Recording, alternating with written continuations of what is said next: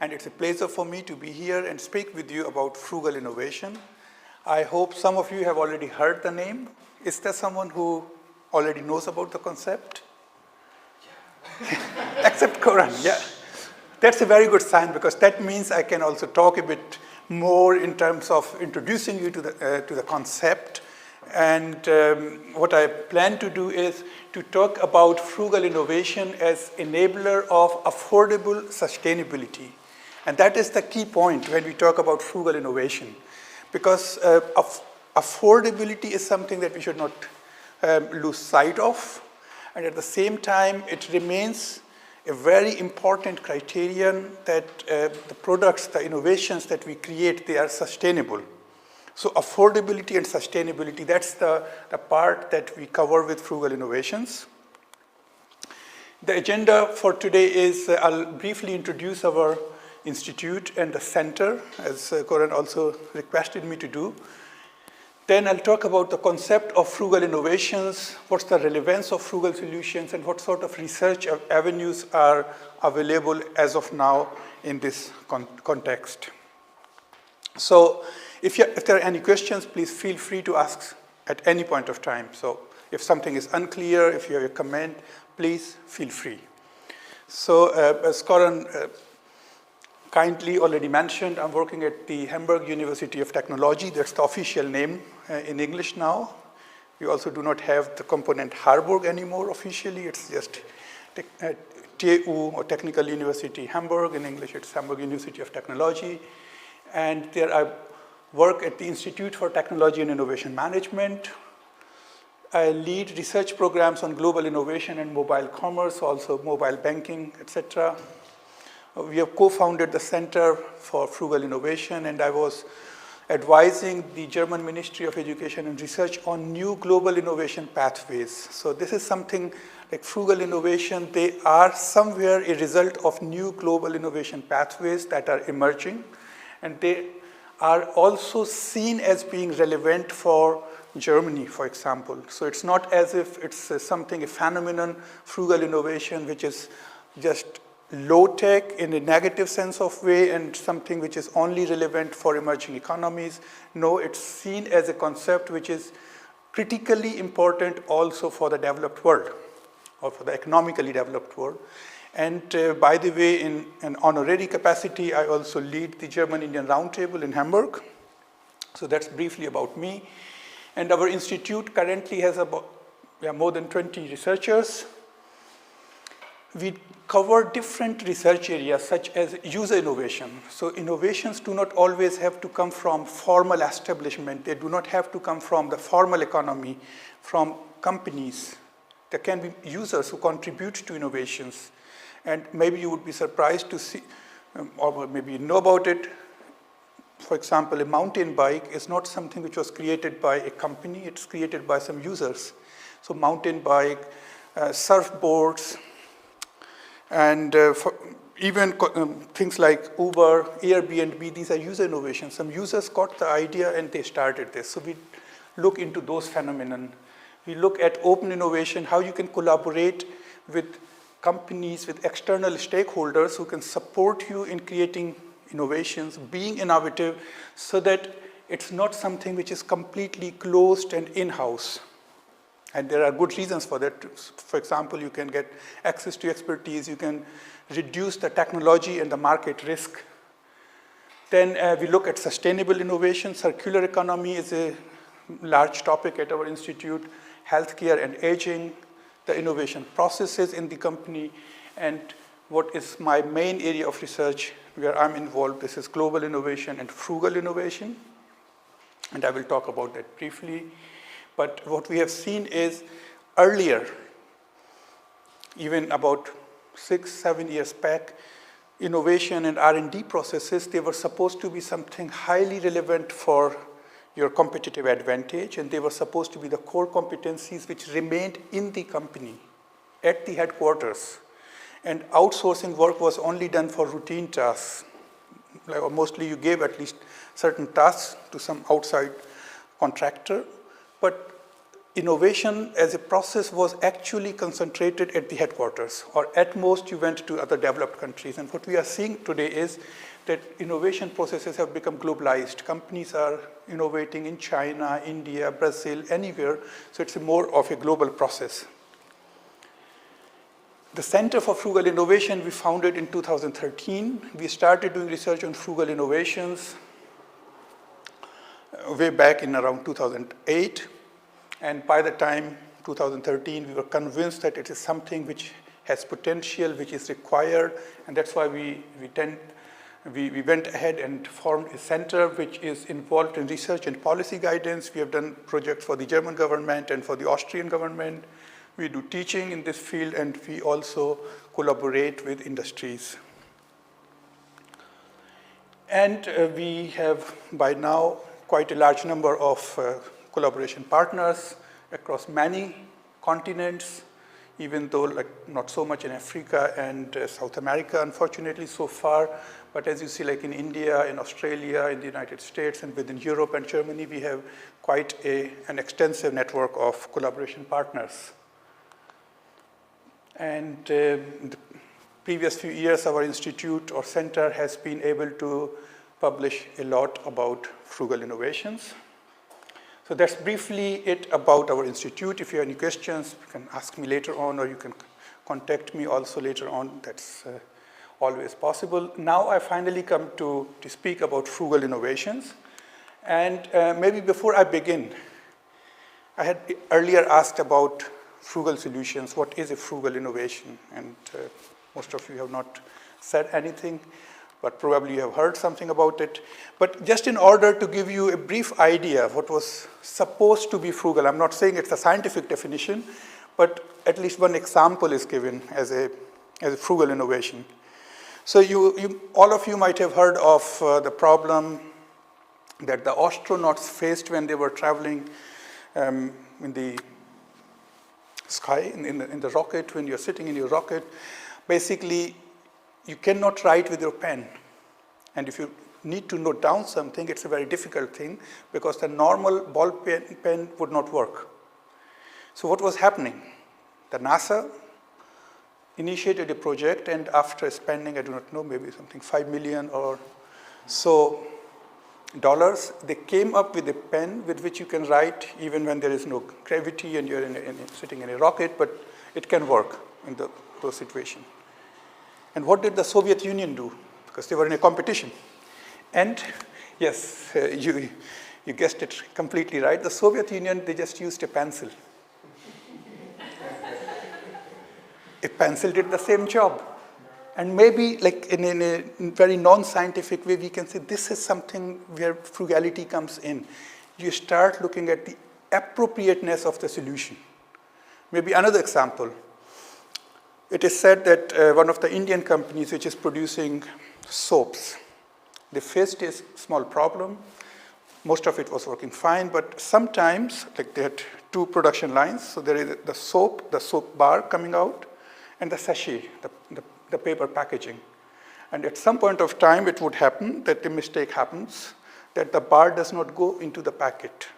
So it would be just empty, and it's obviously a problematic thing. If you deliver some empty sachets to the shop or to the supplier, then there would be complaints. So they wanted to have a solution so that this error cannot be, does not happen or can be eliminated. They were asking some German companies to provide a solution, and then they came up with RFID-driven solutions and what can be done, and the solution was again costing something like $10 million, and then you would eliminate the error. This was an amount which was too high for the Indian company, and they hit upon a different idea. Can you imagine what that idea would be? And a 100% working idea. They bought a big fan and put it in front of the production line where the package was coming out. And if it would be empty, it would be simply flown away. You don't need to spend $10 million and use RFID chips and all that. You can simply take care of that. So in a nutshell, that is the idea of frugal innovation. There are many other facets to it. There are many other components to it, and then I'll speak about it. But basically, that's the idea. You become very appropriate in your solution. You do not waste away resources. So this concept has been getting increasingly attention from the scholarly community. If you see like this concept, obviously there have been frugal sort of solution even in the past, but as a concept, somewhere in the 2009, it is that people started to take note of it in the scholarly community. So here you see in the Google Scholar how the number of publications that contain the word frugal innovation in it has increased. So just yesterday I checked it last, and we are about close to 4,000 publications within this span, and you see, okay, there is an increasing acceptance and an increasing relevance of this concept. So since you said like frugal innovation is a bit new concept, I have here a few slides where we can talk about the concept in a semantic way of things. So what does frugal mean? Because in some cultures, in the meantime, frugal has already received a negative connotation. Some people believe frugal should be something bad, but it is not. Frugal basically means economical in use or expenditure, prudently saving or sparing, being not wasteful, entailing little expense or requiring few resources. And the origins of this term lies in Latin, where it meant useful, proper, worthy, honest, or economical. And it means careful and saving use of resources to avoid unnecessary waste or expenses. And innovation, as you all know, is like, it's not just invention, it is invention plus the actual application, that the solution that you have created should be applied in maybe like in a non-business settings. It is not necessarily commercialization, but application. Important is that when we talk about innovation, it is not just about technological innovations. There can be business model innovations. It does not always have to be a product innovation. There can be process innovations. You can come up with different processes or a new organizational method in business practices, workplace organization, etc. So this is again something where we say we have been too long focused on high-tech, on product innovations, and we have for a long time ignored process innovations. We have ignored non-technological innovations.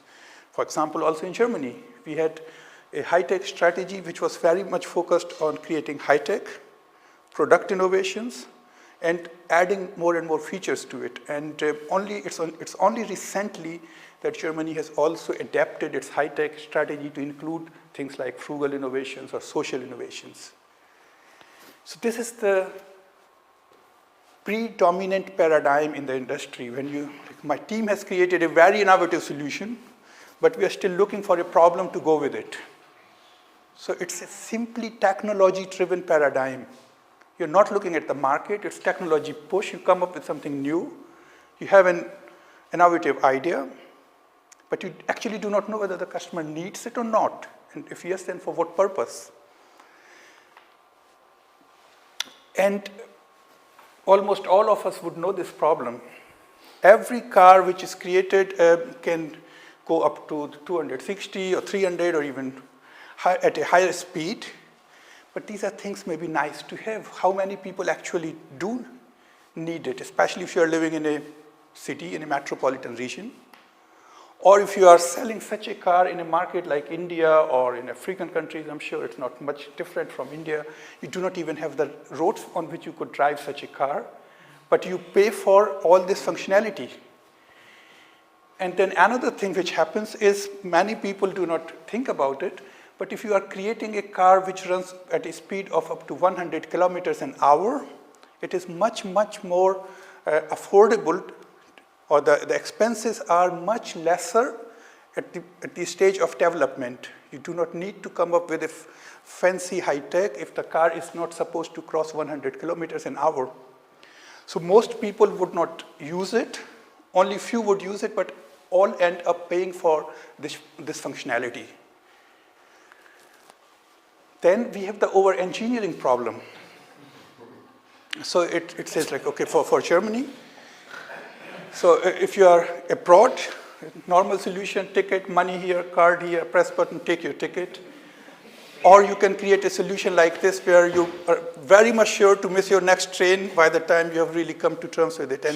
And this is not a joke. It has happened to me quite a few times when you come to a new city and by the time you figure out how much to pay for, your bus is gone or train is gone.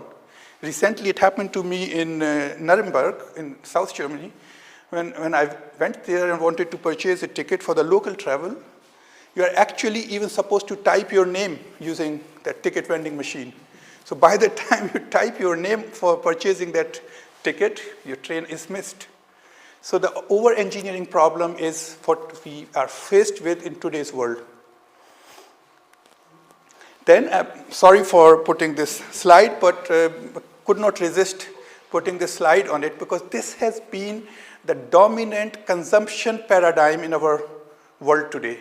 Just go on consuming all you can eat. What the result afterwards is something else, but simply consume. And many years back, I was in London, about, I would say, almost 20 years back. I went to a mall, and I saw a big advertisement which I have never been able to forget. It was a very big banner on which they wrote, "I shop, therefore I am." If I do not shop, then I do not exist. So this is the narrative which has been created. For what? What are the results? What are the results for the planet of this unnecessary consumption? So you're not talking about the real needs of people, even wishes of people, but to everywhere, like every extreme is somehow bad. There is in India a saying which says, it's from Sanskrit, old Sanskrit, which says, Ati sarvatra varjayet. So like the extreme of everything should be avoided. So there is no need to go for the extreme. So like frugal does not mean that you should stop consumption or consuming, but it means be appropriate in your response. So how do we see frugal innovation? How do we define it? We say, it's a bit long definition because we want to be a bit scientific. Then it's about innovative products, services, or processes which seek to create attractive value propositions for the targeted customer groups. So first of all, the first point is you're not trying to create one solution, one size fits all solution for everyone. You look at the target group, see what does this particular target group need, and then you create an attractive solution for that particular group. By focusing on core functions and thus minimizing the use of material and financial resources in the entire value chain. So there are a few points, like first of all, focus on core functions. Not everyone needs all other additional functions. You can create a modular solution. If someone needs other solutions, additional functions, you can purchase it additionally, but not everyone has to pay for that. You minimize the use of material and financial resources in the entire value chain, so including from conception up to disposal. Otherwise, what happens is you have sometimes a low price point. Think of your printers. You go to purchase a printer. The printer itself is relatively cheap. But afterwards, when you need a new cartridge, the cartridge is all of a sudden very expensive. You cannot get a cartridge ink here for less than 30 euros. So the price point is low, but the total cost of ownership is quite high. So basically what we are saying is that in the entire value chain, so from your entirely conception, consumption, up to disposal of resources, it should be done while complying with all relevant regulatory norms. So we are not talking about non-standard solutions that may be potentially hazardous or dangerous. No.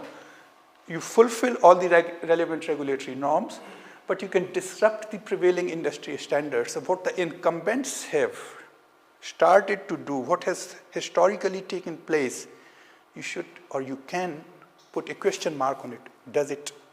Is it necessary? Do we need it? And I'll give you an example. A few years back, we had a symposium, and a large German company came to our symposium. They are in the business of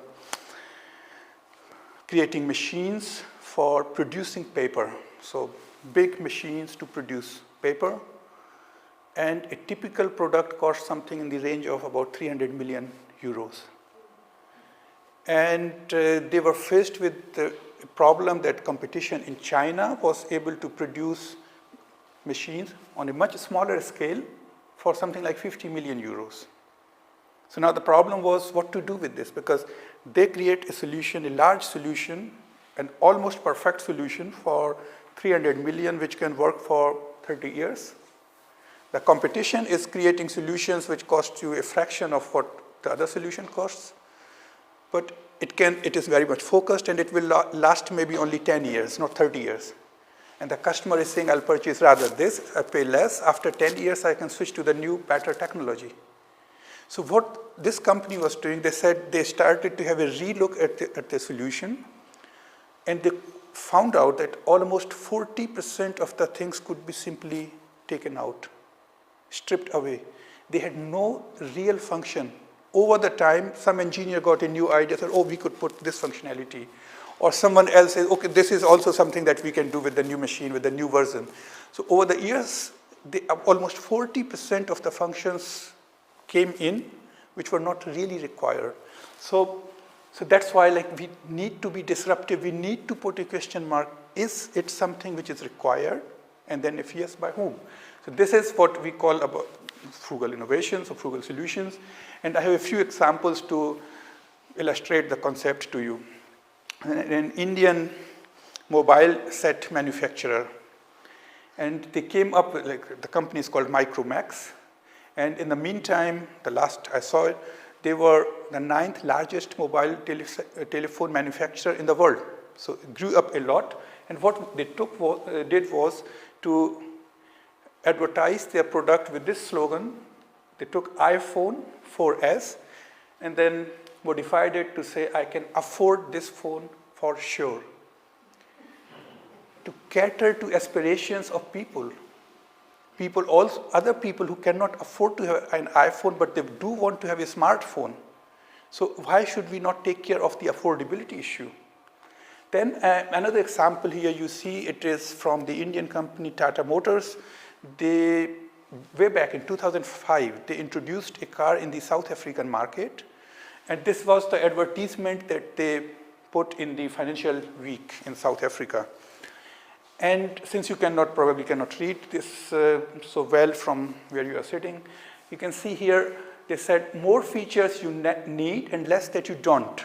So what is yes that you need? Power brakes, power steering, ABS brakes, tinted windows, etc. What they do not have is a splash sticker on the side of car, promotional girls with balloons, rain-sensitive wipers, and a jacuzzi.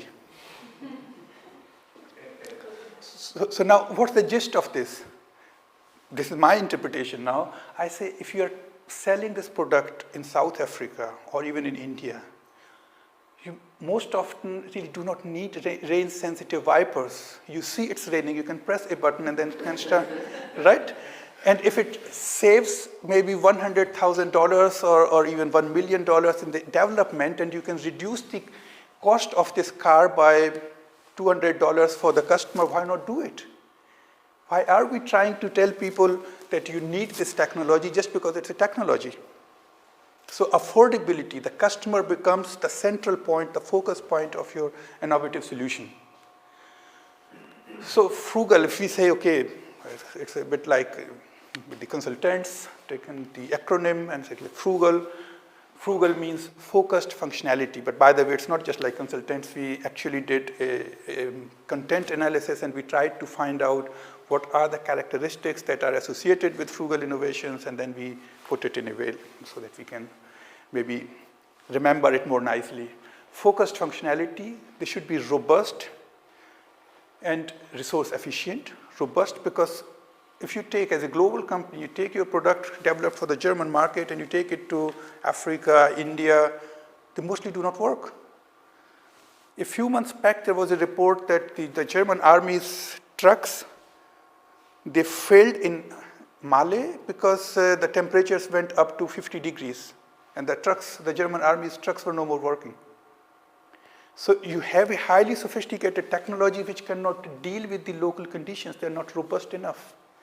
So what we sometimes need is, that's why what we want to say is that the point is, it does not mean, frugal innovation does not mean less functionality or less performance. It means the right performance that you need for the respective market.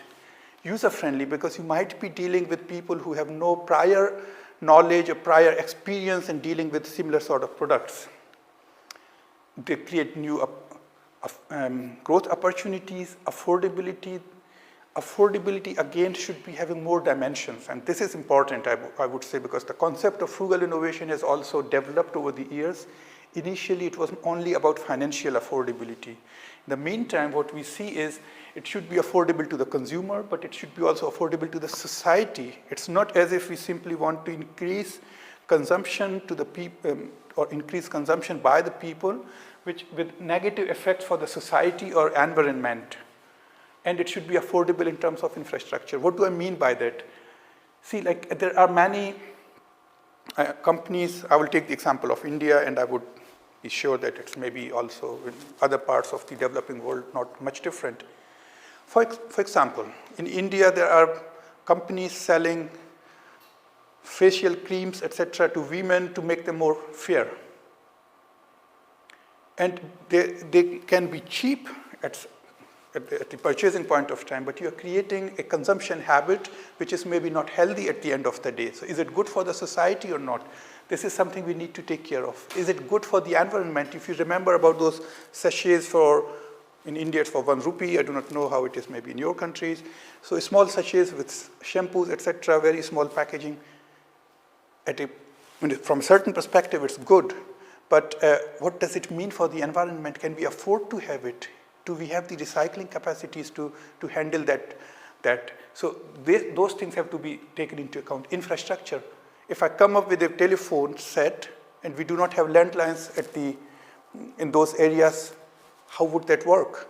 So when we talk about frugal innovation and affordability, it's not about the individual affordability. There may be rich people living in rural areas, but if the infrastructure is not there, it does not make any sense. So affordability should have more dimensions than just financial affordability. And the products are less complex, or rather also more simplified.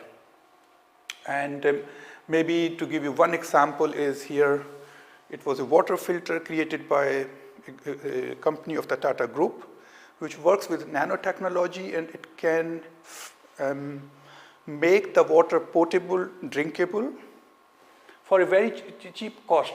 You do not need electricity, you do not need running water, and it costs something like $8. So with $8, most people can hopefully afford it. So such sort of solutions are what we call frugal innovations.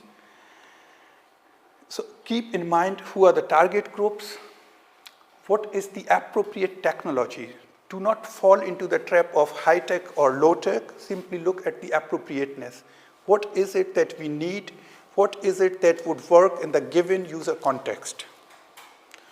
What is it that my product must be having? What is the must criteria, and what is optional upgrades, needs and wants, robustness? Do not go for planned obsolescence. You purchase a product, you purchase a printer, you purchase something, and after 2 years, it stops working. Even your smartphones, after 2 years, mostly they start giving you some sort of error message because the company wants you to purchase a new one. So do not, we must question, is it the right way to develop our products? And then to look at what is our price point, what are the cost of uses and maintenance, and the cost of disposal. So keep in mind the total cost of uses or ownership. And here are maybe a few examples of where innovations have been created with low tech, like they're not very high R&D intensity developed innovations. For example, here an artificial heart that was under trial at Indian Institute of Technology in Kharagpur, which was inspired by the multi-chamber fault-resistant heart structure of cockroaches. So cockroaches have, I think, 13 chambers, and that's why, like, if one chamber fails, they can still survive. So this is where people were trying to learn from. Or he sterilized mosquito nets as a low-cost substitute for the expensive commercial meshes for repairing hernias. And clinically tested, they could use it after sterilization, and it was 4,000 times cheaper. So many times what the companies are doing is sell the consumers products for very high prices, but it is actually not required. So the question is that we take a product and we really ask ourselves, is it something that we require, we need, can we afford to sell it? Can the customer afford to have it? And we can see many such examples where process innovations have been done, where you have used analogies, taken certain technologies from one industry, applied it to the other, and that you can reduce costs because the technology is already proven, it is already existing. And one example here maybe, these are solar-powered ATMs, which were created in the Indian market.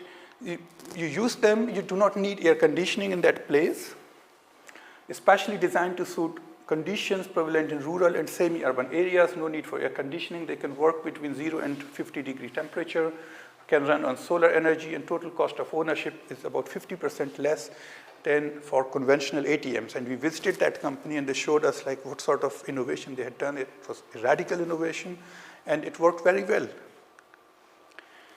Or we saw a solution by the Austrian company called Andritz, which created a mini grid solution for the Madagascar market, where you can like use hydro energy and some other forms of renewable energy which can be mixed. So a hybrid solution for providing energy, wind, solar, biomass, and even combines with wastewater management, a cost-effective approach which does not need, like it's a plug and play solution. You do not have to have maintenance people there who will take care of that. Basically, what we are looking at is substantial cost reduction, concentration of core functionalities. So like that's the conventional innovation and this is frugal innovation. So you look at what is exactly required and come up with an optimized performance level. And optimized performance level does not mean less performance, it means just the right sort of performance that you need. So what is the relevance of frugal solution? And just keep in mind the time, okay? So in a research, we came up with different, like we had an analysis, what does it mean to be frugal and how has the society been treating frugality over the years? So at once upon a time, it was a universal moral, ethical value. It was normal to be frugal. I was reading some text. There's a website called sacredtext.com, and then if you search for this term frugal, then somewhere there was a text, I do not know whether it was the Bible or something else, but the text was the wise and that the nature, so wise and frugal. We are here in this wonderful campus. Nature is always frugal, wise and frugal. So it was a moral value. Then after World War II, this more or less got into a bad reputation, I would say. Companies tried to push back frugality. Why? Because in affluent societies, saturated markets, companies wanted to create more wants and needs so that people continue purchasing new products. Like if you think of the US, in the United States of the 1950s, you could not purchase a small car even if you wanted because they stopped producing small cars. They would only sell SUVs. So that way frugality was pushed out of the societal discourse. There was some small renaissance in 1970s when the terms came up, small is beautiful, appropriate technologies, but this did not really succeed. Then around 2005, this is where frugal innovation actually emerged from. Afterwards, in emerging economies, as a means to increase standards of living, the concept of frugal innovation came up. And what we are seeing it as today is, even if in niches, even in the developed world or all around the world, we see a demand or a need for frugal solutions, because if you think of it, if everyone wanted to, around the world, wanted to live the same way, the same standard of living as a typical European, do you think one Earth is enough, one planet is enough for us? No, we need 2.5. If we were to live the lifestyle of an average American, how many Earths do we need? Will 2.5 be enough? No, I think we need about 7. And if we were to live like a typical person, I believe in Qatar or Abu Dhabi, we need 43 Earths. The Earth simply does not provide these resources. We will have to go frugal, and not just people in particular continents or particular countries around the world, around the globe. We do not have the resources. Not everyone can drive SUVs. Not everyone around the world would have just the same wastage of resources that we have been seeing so far. That's why we see like it is going to be responsible innovation, and responsibility would mean that around the world we would have to go for less complexity, more moderate lifestyles, and less wastage of resources. And there is also a voluntary simplicity and environmental awareness, demographic changes in the society, and what is important is also global societal challenges. We will have to go for it. We have to provide food security. We have to provide affordable housing. Otherwise, things will not work out. And you see, like here you see the share of selected countries in the global automotive production. You see, like Brazil, China, India have taken over what USA, Japan, Germany, and Spain and France were producing so far. So where are the new markets? They are in the developing economies. They need affordable solutions. The share of developing and emerging countries in global GDP, you can see that slowly the share of emerging economies is picking up. So at the end of the day, these are the consumers whom we need to address. Then what happens? If you look here, for example, this is just an example. You can see it will be true for most of the emerging economies. 60% of the market purchasing power is in customer segments who earn less than, let's say, €2 a day. And the very top is just about 0.3% of the market. And most of the companies, what they try to do, they try to address the premium market, the premium segment. There's no purchasing power. Yes, some people have a lot of money, but most of the people have less money. And this is what we need to address. Here you see the passenger car market in India. This is how the market looks like. And this is the share of, if you can see it, the German market share. So the German car manufacturers, because they are not present in those markets where they are supposed to be or they should be. They try to cater to the luxury market, which is very small. And more people or more companies that are successful here, they come up with more products and they start competing in the luxury segment. So the German car makers, 10 years back, had a 100% market share in the Indian market in the luxury segment. Today it has gone down. Yeah. Is that a return or a monetary unit on the x-axis? This is the number of cars sold. Okay. So yeah, so basically like what's happening is by concentrating on the premium segment, they are ignoring the vast opportunities that may be available here. And in the process, they might even lose this segment because there are other companies, other competitors who are taking care of that. So we need, with these global sustainable development goals, we see there is a need. Otherwise, there would be severe law and order issues around the world if people do not get enough to eat, get enough to security, not affordable medical care, etc. So for that, we again need frugal solutions. It will never work out to simply ignore what the needs of the people are. To give brief examples here, for example, in India, only 2% of vegetables and 4% of fruits are processed because we do not have enough technology available, which is affordable, which can help us to save them. And then there is a widespread use of primitive processing in the unorganized sector. So you end up losing about 50% of iron and 67% of folic acid in making wheat flour in the unorganized sector. So it is not good for the society, and it's not good for the individuals. And it comes from the lack of affordable, good quality solutions. That is the need for frugal solutions.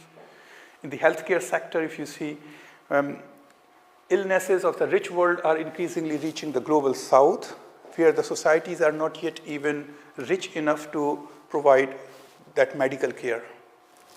So cancer, or we look at diabetes. So these are things that, again, require frugal solutions. And the take, make, and waste economy that has worked, or that we have seen so far, it is, first of all, not sustainable. Secondly, it probably will not work in the longer run. And I was looking at a few examples where plastic waste is being probably used for something sustainable, if it is possible. That is for you to decide. I think you are scientific experts on that. But I saw an example of using plastic waste here, for example, in India to build roads, but also certain buildings using washrooms or something else. A stone tile measuring 1 square meter has a manufacturing cost of about £1, British pound, or 1.2 euros. It would be 60 plates would be sufficient to construct an eco-friendly bathroom, says the person who has invented it. This material could also be used to pave sidewalks, replacing cement, etc. So there is, again, a frugal solution which is possible. Or I saw one example from Tanzania. It's a South African firm which uses, again, plastic waste in order to create frugal housing solutions. And one of the headlines said $300 house. I do not know whether it's true or it can really work out with $300, but the headline was $300 house with Muladi. So a low-tech, scalable, and affordable building solution to improve and expand social infrastructure. We see in the developed world too, for example, here in Austria, houses which are built on a modular basis, pre-cut. You bring them to the site where someone wants to have a house, and since they are movable objects, you do not even need government permission to build a house, because you can even transfer them. You want to relocate, you want to go somewhere else, you just order the company and they come and they pick it up and they take it away, put somewhere else. You can add new modules to it, you can expand, you can reduce, whatever you like, with pre-cut solutions for changing life situations, and price is available from around 1,560 euros per square meter gross floor area. So I think it's a quite affordable solution. And I saw something similar also in Japan. Normal houses built of wood, where I met a company. They told us they had an internal competition, and in that competition, one of the teams succeeded in creating a house from scratch, building the foundation, bringing everything together, putting electricity, water, everything within 22 hours. So a house that can be created in 22 hours, and people can move in the next day. So it is possible, and I'll come with an interesting point afterwards about that. And we said, as I said in the beginning, these sort of things which are about cheap, or making a particular product or service cheap, something like this. Or we see here a person from India. This is a term called grassroots innovation. So under grassroots innovations, you can see something like this. So there is a fellow who created a bicycle which can work on like a boat on water. So he uses it to cross the river using his bicycle, an innovative solution. Or a makeshift solution, you do not have a bridge, and then how using boats you can carry on your truck from one place to the other.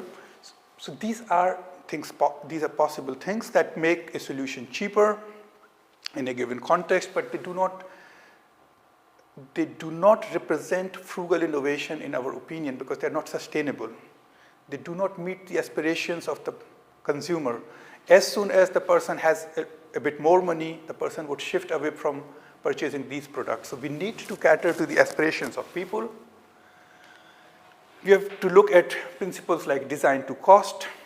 Design to cost means avoiding over-engineering. So many times what happens, this is the customer expectation, this is what the customer is expecting from you, but actually his needs are a bit more different. Sometimes even you do not know what exactly your needs are. If someone came to you, what sort of a, let's say, razor do you need? You cannot explain. So customer needs are a bit different from customer expectations. So if you only match those expectations, sometimes you would not be successful because the customer sees the performance as insufficient.